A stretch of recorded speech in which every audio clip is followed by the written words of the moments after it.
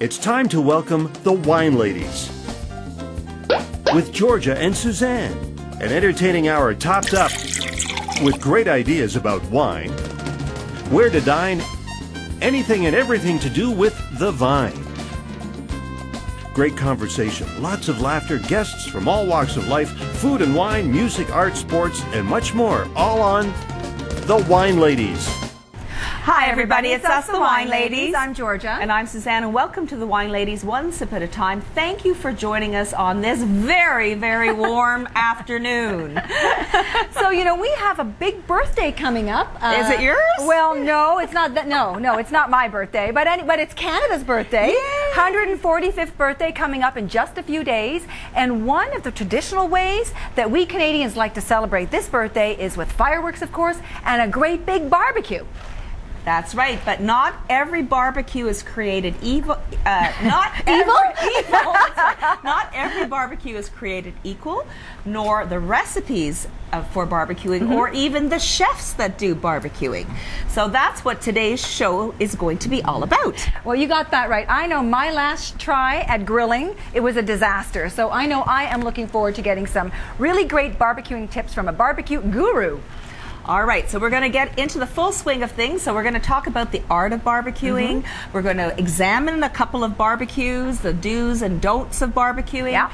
And we're going to talk to one of the master barbecues here in Canada, and for that matter, I think in North America and maybe even the world. All right, before we do that, Suzanne, let's raise our glasses in our traditional toast to having a fantastic summer and an incredible barbecue season. Cheers to everybody. Happy barbecuing. And today, we've got a little bit of a departure today from the usual white wine, not a Chardonnay or a Sauvignon Blanc or a Pinot Grigio. We're going to be enjoying a Viognier this afternoon. That's right. And although Viognier, its home is actually France, well known for the appellation Condrieu and the wine Condrieu, we actually found a fantastic Viognier from BC. And this wine is from Sandhill. It's a Sandhill Viognier. It's 2010. It's from their small lot program. I think they only make about 650, 660 cases. They deem certain barrels very distinctive and special, and so they make it part of their small lot program. And it is absolutely lovely. It is very perfumey. It's got a lovely floral nose, peaches in the nose, luscious, long finish, and we think it's a great wine, not only for barbecuing, because it's got like a lot of flavor to it, but for just sipping on too. So that's a Sandhill Viognier 2010, and I think it sells for about $28, $29 in Ontario anyway, so there we go. All right, so now joining us in studio, he is an award-winning chef, he's an author, he's known for his pyrotechnic abilities, and he has got his own line of sauces, and an incredible and fun guy. The one and only Chef Ted Reeder is with us here this afternoon. Hey Ted, how's it grilling? How's it going? How's it grilling? Very That good. just slipped. It's going very well. Is it? Yes, and it's grilling deliciously. Awesome. Yeah. I see you're enjoying a beer. Always, always. Beer is, it's either beer or Jack. Beer or Jack, Jack or beer. And that's... There's two choices. It is. Well, when you're pushing 100 degrees Fahrenheit and high humidity, there is nothing that quenches your thirst and cools you down better than an ice cold beer. Hence the name of your book, BEERLICIOUS. It is always Boy, a do you love BEERLICIOUS beer. day. When I was reading that book, holy moly, does this guy like beer? I love beer. Yeah. It is, and I don't know how to really get into how much I love beer. And if you were to say, am I a beer connoisseur? No, I'm far from a connoisseur. I like a cold beer. Right. Do I want a beer that I can chew? Sometimes. Do I want a beer that goes down my throat very quickly and refreshes, and it's nice and easy to drink? Most of the time. Right. I guess growing up, to me, beer was always associated with having fun. And two, as it should be. And two was that it was always refreshing. Yes. Yeah. And so if you reach into an ice bucket and it's full of beer and ice and cold water, and your hand numbs, dive right in, and your arm and your hand is numbing from the cold. Yeah. And you know that beer is going to be refreshing. And then when you hear that little pop of the top, and then you take a swig, that's a good beer. So any beer that quenches your thirst and makes you feel happy is a good beer. And you've been feeling happy for a long time, because was it your dad or your brother that introduced you to beer? It was a combination of dad, brother, and grandfather. Okay. But it's a family affair. It's a family affair. Brother got me beer illegally. Father let me taste beer, and grandfather taught me about beer. Okay. And it was a little bit of every one of them that brought it together. And mostly I just like my brother's virgin. Come on, we're going to go and drink beer. And you enjoy using beer in some of your recipes as well. In BEERLICIOUS, I use beer in every single recipe. When I'm cooking for my family and for friends, some recipes get beer, some get bourbon, some get rum, some get no alcohol. Yes, right. That's true. There's no alcohol. Impossible. But it is true. I don't cook at home like I cook in my books. Right. There's differences to it. I cook all the recipes I test, all the recipes I do, go through my family, and that's your test kitchen. That's the test kitchen, and things happen, and that's the way you do it. But some of the things I just test and make just for myself, for the heck of it, to see what happens. Yeah. And it never makes it to the kitchen table, but it might make it to my Facebook page or somewhere else. Okay, so you never know what it is, but every day is a BEERLICIOUS day. How did you get started in the art of barbecuing? My dad. Is that with the wheelbarrow? That's with the wheelbarrow.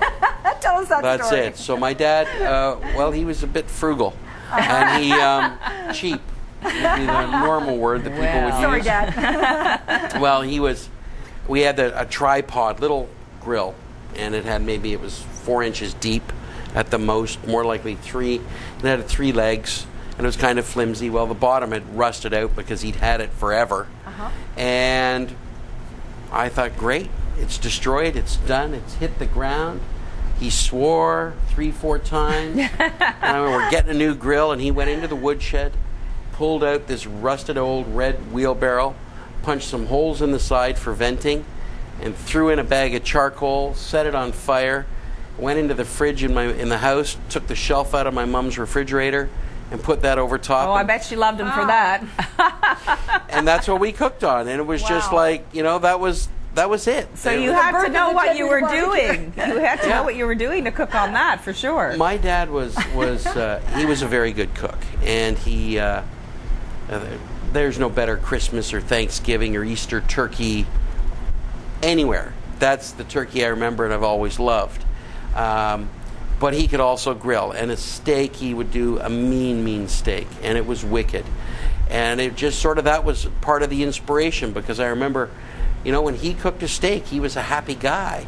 When we ate a steak, we were all happy guys and girls, right? It was my mom and 3 boys and my dad. So we ate great meals, and steaks were never small. Steaks were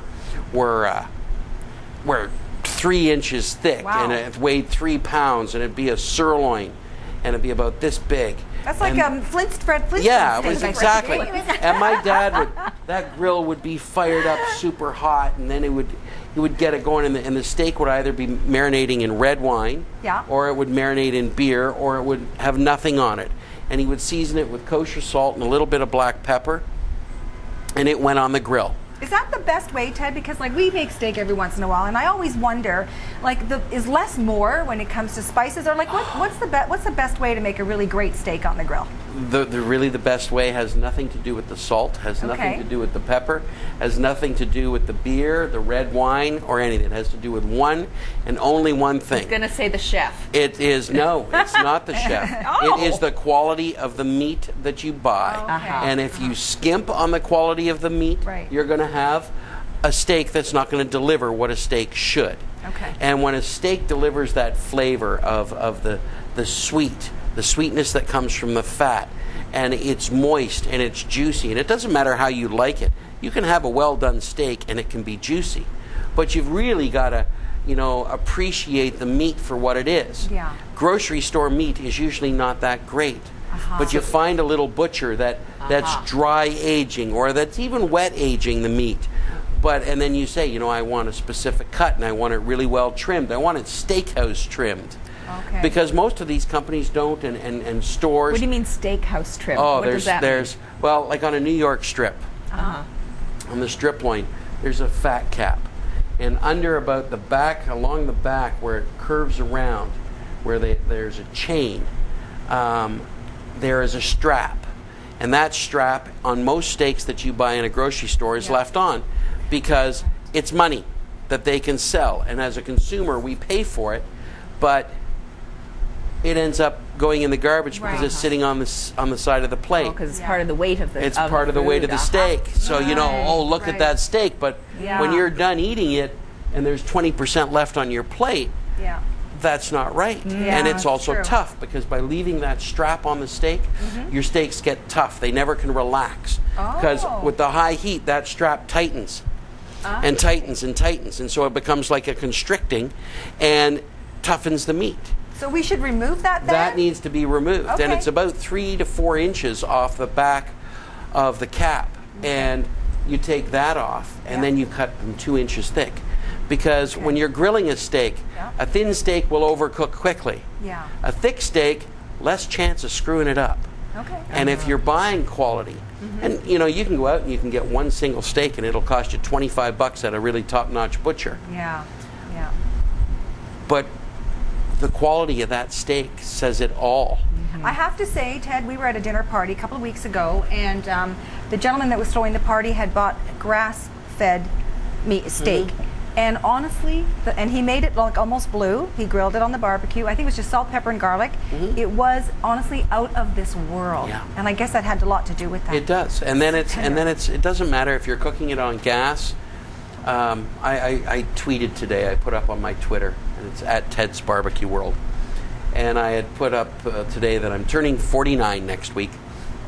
And it's my last year being in the 40s. Right. And I'm like, okay, it's the first time I've thought that maybe I'm getting a little depressed about getting older. Not really. I just slow down a little bit. 49. It's ancient. And so I was thinking of that. And then so one of the people that follow me tweeted back, oh, just go grill yourself a steak on an old $14 hibachi and you'll be fine, right? And that's true. Yeah. It doesn't matter what you cook on a $14 hibachi, a $1,500 green egg. It doesn't matter. A bonfire up the cabin. Yeah. That's just what's cooking the steak. It's all about the steak, the meat. And it is a matter of the meat. And you get the best meat, you're going to have the best steak. Is that the same apply for chicken and fish? Or is it most along the line? Okay. But steak is where it really shows. Chicken. Not that I don't like chicken. I like chicken, okay? But they're not that exciting. All right? Poultry farmers up in arms. I eat chicken and love grilling chicken. And there's one of my favorite dishes is beer can chicken. I love it. Don't get me wrong. But if I have to compare chicken to pork to steak, I'm sorry, you cannot win as the chicken. All right? I'm sorry. It doesn't matter how good you are, you're not going to beat the pig. You're not going to beat the steak. All right? In my world. Yeah. And that's really what it's about for me. Yeah. I don't cook. When I cook at home for my family, I cook the best that I can afford. I put my heart and soul into it because I want them to be happy. And I love it when I see my 4-year-old gnawing on a bone from a tomahawk chop of 75-day dry-aged beef. Yeah. And the juices are running down his chin, and he goes, "That's a mighty fine steak, Daddy." I think, you know what? That kid has said it all. And that's what a steak is about. He's not going to be a vegan, that's for sure. So tell us about the things that you brought here this afternoon. We got a few things here. Let's start with my good friend Jack. Hello, how are you? Hey, Jack. That's Jack. Jack and I go way, way back to my days in Paris, he Ontario. Looks at it lovingly.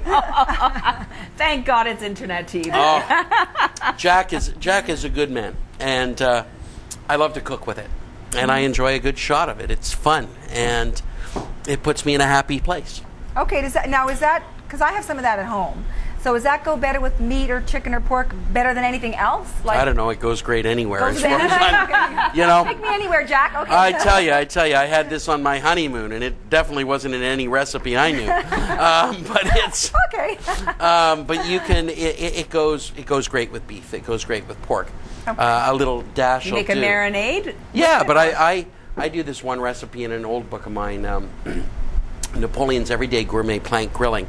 I do these plank grilled Twinkies, and these are planks. So I brought some maple planks and some cedar planks. Okay. So I take a store-bought Twinkie, right, and I line them up on a grilling plank, like little an actual soldiers. Twinkie? Twinkie from the store. Okay, Twinkies. a Twinkie. Okay, the things that live forever. Yeah, right. Yeah, the shelf life. That you is could, like... long shelf life. You could put as mortar in your house and build a home. Twinkies, line them up, okay? Okay. And if they're a little bit stale, that's okay. That's probably even better. Yeah, and then you take Nutella. Sure. And you spread Nutella over top. Okay. And then after you're done with the Nutella, you crush up some Oreos and some mini marshmallows and some chocolate chips and peanut butter chips. And you pile it all up on top. You put it in the grill and you close the lid. And these Twinkies start to heat up. Yeah. And that cream filling on the inside starts to get warm. And the marshmallows start to brown and soften, and the chocolate and the cookies and the caramel all on top of that Nutella that's starting to melt. And when you're all said and done, you take this injection syringe, right? And you walk on over to your friend Jack, and you suck up a syringe with a little bit of Jack in it, like this, right? Whoa. Don't come near me. Right? And then you insert it into every little Twinkie. Oh my and goodness. you put about that much into each Twinkie. That's a party in a Twinkie. It is absolutely phenomenal. So that's plank grilling. And you can do burgers on a plank, you can do Twinkies on a plank, and you can use Jack wherever you want. But beer also goes with it, because you can I got to ask you before you can. Where did you come up with that recipe? How was that invented? The Twinkie? There must be a story behind that. There was a story. I knew it. I was down in Buffalo with my wife, and we were married. We didn't have kids. This is pre-kids. That means we had a life. And we got to have more than... It was like date night every night. Yeah, for sure. Now it's like date night... Once you want to in a go blue out? moon. Yeah, let's take a nap first. We checked into a hotel for a weekend. All we did was sleep. That makes sense. And it was Yikes. it was great. You want to have sex? No. That's too much energy. Let's get a bottle of Jack and we'll just take a nap for 2 days.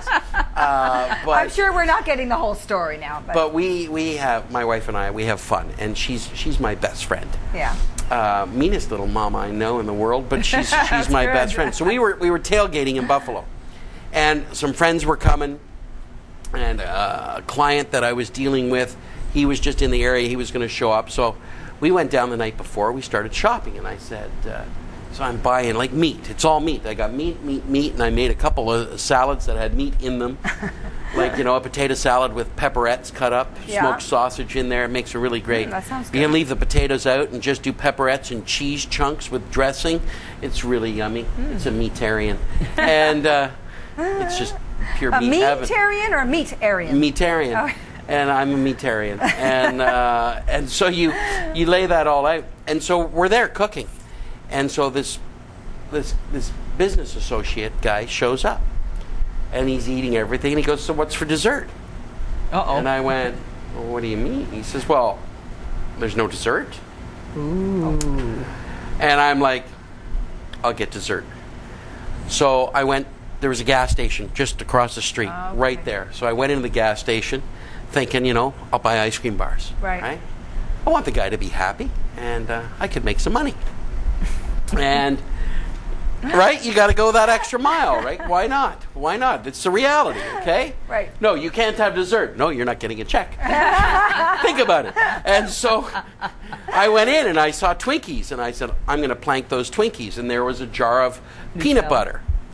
And so I bought peanut butter, and I bought jam, and I bought a package of Oreos, and a Twix bar, and some other kind of candy bar.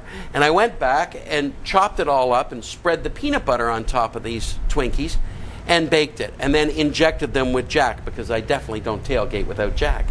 And then I injected, and that's how it was born. And we had guys coming by offering me $25 for a single Twinkie. Oh my goodness. Like, I'll give you $25, dude. Where'd that come from? Oh my God, I need to have that. Wow. And that was what it was like. And that's think what the caloric content was. Who cares? Right? The caloric, here, I'll give you caloric content. You want to know the calories? All right? My world's biggest burger, which weighed in at 590 pounds, had calories of 650,000. That's a lot of calories. Wow. Okay? Yeah. That's a problem if you're trying to eat all of that. With a couple of people. With 100 or 2. Okay. But it's you know, wow, you look crazy. at it. But no, certain things, if you're going to have fun, then have fun. Right. Let go of the day-to-day routine. You're going tailgating in Buffalo. You want to have some plank grilled Twinkies and inject them with spiced rum? Knock yourself right out, because you get one chance at living the dream, right? We get one chance to live and have fun. And for me, it's about the beginning to the middle, right through to the end. I'm not going to stop. I'm going to have a good time always. The glass is always half full. I like that. You know, that's great. it's awesome. And that's the only way it should be. My dad wasn't like that. My dad was always the glass is half empty.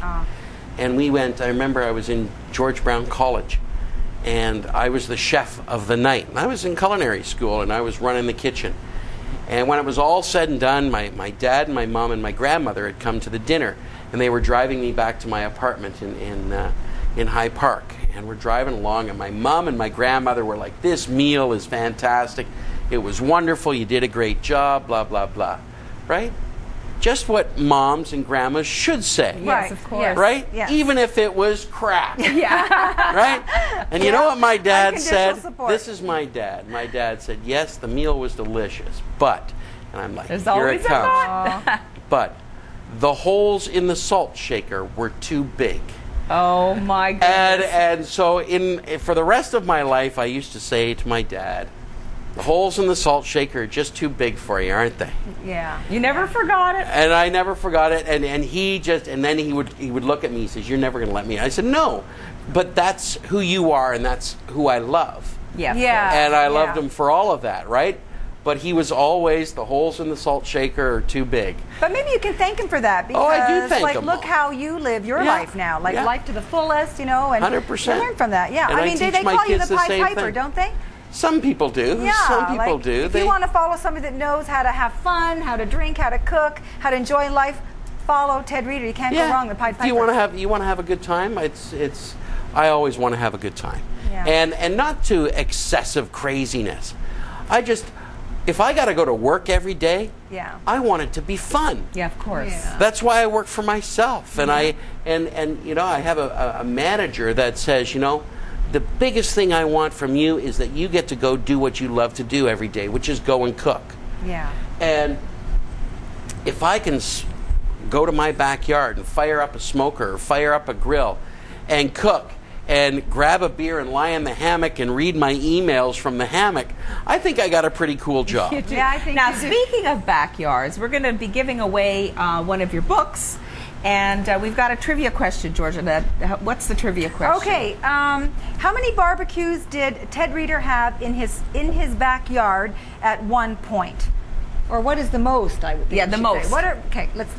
What are the most barbecues Ted Reader has ever had at one time in his backyard? And should I give the hint? Give the hint. So it's between 108 and 110. So you go figure that one out. And you win, we're going to pick the winner at random, right, Suzanne? Yes, we're going to post it on BeerLicious. Facebook. Fantastic copy of BeerLicious, 100 recipes, all made with 100 different kinds of beer. Yes, it was hard testing. Oh my! You tested goodness, them all. The one thing about Ted Reader, and to give myself a little bit of a plug, when it comes to writing my recipes, I test them all. I write them all. I go to the backyard and I cook and I create. and I taste them, and then I sit down at my computer and I write them up. Yeah. I do get a lot of help from a lot of people in certain areas. I have friends that'll give me a recipe that I can tweak or modify slightly to be a little bit more in my style. But for me, I can't put my name on a book unless I actually wrote the book. Yeah. Okay. And there's a lot of, and it comes down to the integrity of it, that you can know that when Ted Reeder fires up a grill, I fire up a grill, and that when I test a recipe, I test the recipe, and that if you flip open this page and it says Stella's Sticky Pigtails, that you damn well know that during Oktoberfest I made this recipe with this beer and drank it all the way down, because I love doing it, and I want to share all of my experiences with my fan base and with my customers. Yeah. I want them to appreciate and understand it. I hope they do. You know, not everybody's a Ted Reeder fan. You try your hardest. What's the matter with these people? Well, you know, there are a few, but I just want. I have no secrets when it comes to the world of barbecue. You want to know how to do something? Right. I will tell you, and I won't hold anything back. Right. If I tell you that's out of your league because it's too difficult for you to do, I can size you up from that level and say, here, but try this recipe. Or if you come to me and you say, you know, I've never made a really great chicken burger, how do I do it? Yeah. I'll tell you how to do it. Right. How about a roast beef and a barbecue? Is that a good idea? In here. Oh, you got one in there. What We beer got the goes roast with of the the roast beef. beef? The best roast Oh, beef. we got this one right here. We're using the, I have to put my glasses on because, you know, like I said, I'm turning 49. Well, at 47, I became blind as a bat. Oh, you still look handsome. No worries. Thank you. I can't see. Hang on, I gotta go over here. Because these are my want driving. Want me to hold it yeah, for you? yeah, hold it right Way over over there. here? Yeah, that one's much better. That's the Iron Duke rotisserie of prime rib. We're using the Wellington Brewery's Iron Duke. Okay. And Show the picture. Everyone can see. It's just. That looks delicious. Prime rib. Think about the avenue of prime rib. I mean, it's just this big chunk of meat. And when I eat prime rib, I think of Chicago. I think of Lowry's Prime Rib House. And I think of the big silver cart that comes up and the chef with the medallions, and they roll back the lid and he carves it for you. And, you know, you can have it the English cut, or you can have it the Lowry cut, or you can have it, I don't know, the Crazy Duke cut, which is just the whole prime rib. But you know, recipes for me come from where I've eaten something. Yeah. Okay. And it's a memory of a taste that I had. It can be a little taste. It can be a big taste. And it doesn't matter if you've gone through a fast food chain, like an In-N-Out burger in California, one of my favorites, or you've sat down at one of the finest restaurants in the country or in the world. Yeah. It's about the flavor, and then that translates into a memory, and that translates into a flavor that I then can take and I can create and do something with and have some fun with it. There's no science to my madness. It's just madness. It's just madness for flavor. I just want, you know. But are there some tips? Let's just say, like for the barbecue novice, like myself, are there like a couple of tips or certain mistakes that we all make that would really make a big difference in our barbecuing if we just change one or two things? Yes, very, very simply. Okay. One, don't do it. Slow down. Slow down? Get a dude to do it if you got a dude. Get the dude to do it. Dude, do it. Dude, do it. Do it. Do it. Okay, Come now on. What if my dude's out of town? Then your what do I dude's- do? right now. Do What it. do I do? Get the other dude. Other dude. Right? No, just kidding. You if you're going to do it, and one, look at what you're going to create first. What do you want to make? Pick an item, and let's do it for real. Come He on. loves salmon, but we're not going to go there because he likes meat. Yeah. No, I love lamb. I love lamb. What's a good way to make a really nice You like grilled lamb. lamb? So find a butcher, get a French have a rack butcher. of lamb. Okay. Ask him to cut you nice 1.5 inch thick chops. Okay. Okay, lamb chops. Yeah. Because it's a lot easier to grill a lamb chop than it is an entire rack of lamb. Okay. Right? Yep. An entire rack of lamb means I want it medium rare, and it's got to be medium rare all the way across. And I've never done it on the grill, and it means I'm going to have to sear it, and then I've got to cook it on the side, and all of a sudden now it's too difficult. Complicated. Yeah. Okay. A knife gets rid of complication. Cut between every bone. Okay. Make nice, chops about that thick. Yeah. Now, you can marinate them, a little red wine, lots of garlic, some fresh oregano, a little bit of black pepper, you know, a little bit of my orgasmic onion seasoning, which will make everything shake, rattle, and roll. I saw that, yeah. And you put that in there. Okay. You marinate for just 20, 30 minutes on a delicate lamb chop. You don't need to do much more than that. Okay. Fire up your grill. Yeah. Okay. Tip 1, lid open when you turn your grills on. Okay, if it's a gas grill. Okay. And then you get it. Then you close the lid. You get it nice and hot. Okay. You open the lid and you grill those lamb chops directly. Take them out of the marinade, pat them a little bit dry so you don't get flare-ups, and then grill them. Do you leave the high lid heat, up the whole lid time? open, high heat. That's one thing I never do. I never pat them dry, and I have flare-ups all the time. Pat them dry, and then when you make your marinade, save a cup. That you can baste with. Because you don't want all the blood and everything else that mixes in it while it's in the marinade. So you split your marinades. But high heat, lid open. Right, okay. Direct heat grilling, you're cooking it all the way through. You're watching it, eyes on it. If the lid's closed, you can't see what it's doing, and the heat's on high, so it's going to burn. Yeah, okay. Okay. Low heat, lid closed. Okay. Thick cuts of meat, sear, put them to the side indirect. Okay. Close the lid. Go have a beer. Nothing can cook faster. Every solution, go have a beer. Right? Why not? Have a little bit of beer. Right? That's all you got to do. Oh. My microphone. We lost your sound. No, it's okay. Are we good, guys? It's still okay? It just fell down. All right. I get all excited. We still hear you. And it becomes simpler when you do that. And then the last thing you need, the most important thing, one, is patience. Don't rush it. Okay. Every time you want to touch it, let it go. Poke it, flip it, I know. turn it, Back off. have a sip of beer instead. You know, that's true what you say. I always am tempted to take a little piece and see, oh, is it almost cooked, and the flare-ups and And do you only turn it once also? Like Depends on what you're cooking. Well, so you can do it a couple times. Well, if you're using a rotisserie, it turns constantly, so it's always going. No, but my lamb chop, do I leave it on once? Yeah, and then Sear it. Maybe move it this way a little bit, so that it makes a nice. A little to the right. Flip it over and call it a day. But only once. Yeah. Okay. Because you start flipping it more, you start knocking the juice out of it. Then it becomes tough and dry. Okay, I don't want that. Okay. And baste right near the end. And kosher salt, always kosher salt, lots of salt. Well, you know, Ted, now you're gonna try doing that, but you're getting your barbecue repaired right now. Yeah, that's right. By the barbecue guys, and this is a good segue because that's going to be our next segment coming up. So can I give you a little insight with the barbecue guys? And with everybody that owns a grill, all right, these guys are important to grill safety. More important than what you cook and how you cook it on your grill is maintaining a clean grill. Yeah. Because a clean grill is a hotter grill, and a hotter grill produces less carcinogens, and a clean grill is also a healthier grill. Okay. Consistent maintenance on cleaning the drip pan that catches everything underneath. Right, right. Removing used charcoal from your charcoal grills.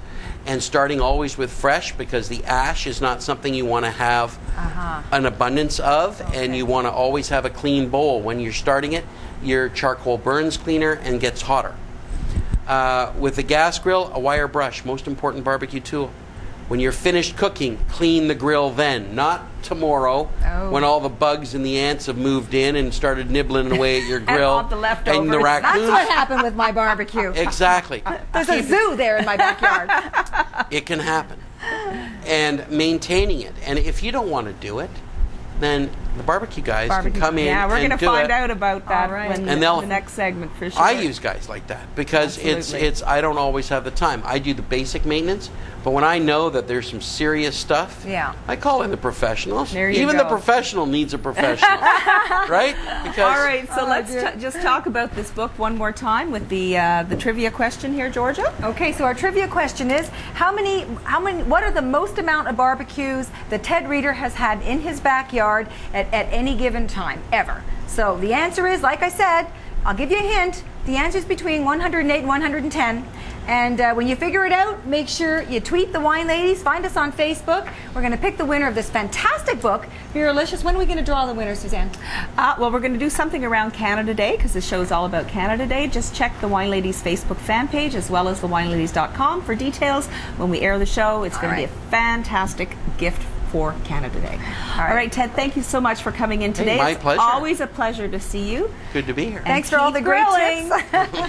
Every day. All righty, See you soon. Thanks, Ted. And keep your beers cold. All right. We will. We will.